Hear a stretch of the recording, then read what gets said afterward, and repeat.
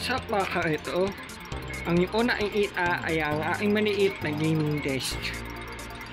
At aking naman ipapakita o anong nilalaman nitong malaking drawer na ito. Handa na ba kayo? Halika, samahan niyo po ako. Isa sa aking audio equipment na aking ginagamit kapag ako ay naglalaro ay ang itong Yamaha MG04BT mixer. Ito ay may Bluetooth feature wherein maaaring kong iabit dito sa flat screen TV kapag ako ay naglalaro. Sa ngayon, ako ay mayroong ginagamit na dalawang gaming console.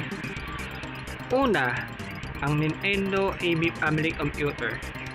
Ito ay aking nabili sa Retro Gamer page o sa description ng video na ito ang link ng page ng Retro Gamer page ito. Ito ang remote ng aking flat screen TV. By the way, ang flat screen TV na aking ginagamit ay ang Astron Smart TV. Ito ay Android TV na kung saan pwede kayong manood ng YouTube, ng Netflix, or pwede kayong pag-download ng on-stream or ay anong movie streaming app.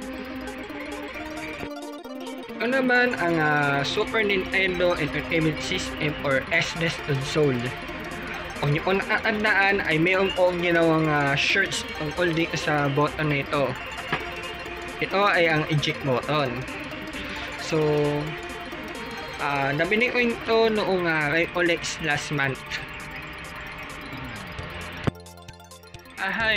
Bago ko makalimutan, meron nga pala akong ginagamit na audio-video selector or splitter na kung saan pwede kong ikabit ang actually meron pang isa hindi ko alam kung saan console ko yun pwede gabitin.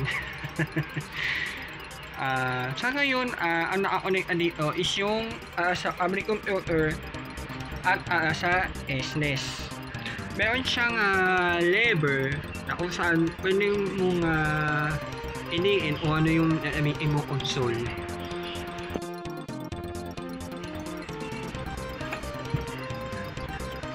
So ayan ang nilalaman ng drawer ng aking maliit na gaming desk. Actually itong dalawang ito ay pa sa aking atay. Ito lamang yung akin.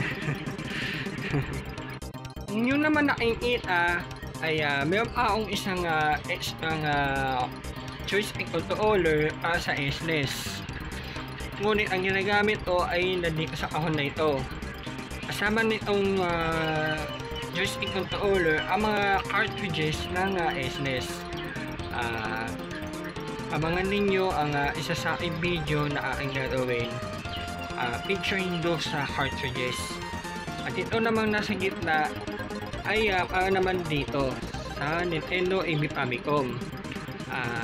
As of now, I have already 22 cartridges.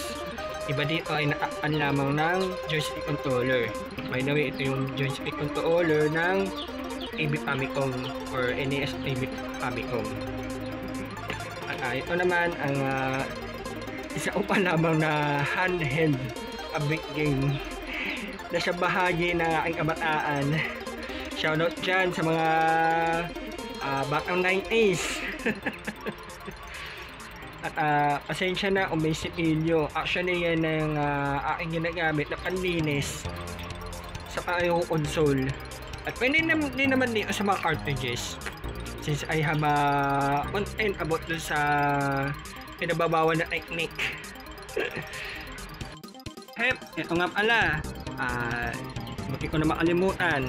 Ito yung type na aking ginagamit kapag ako ay nagla-live. Actually ano lang top improvise lang naman.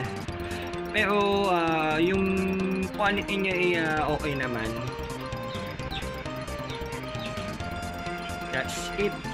And that's all for today. Maraming salamat po sa inyong panonood. Hanggang sa muli. God bless you all.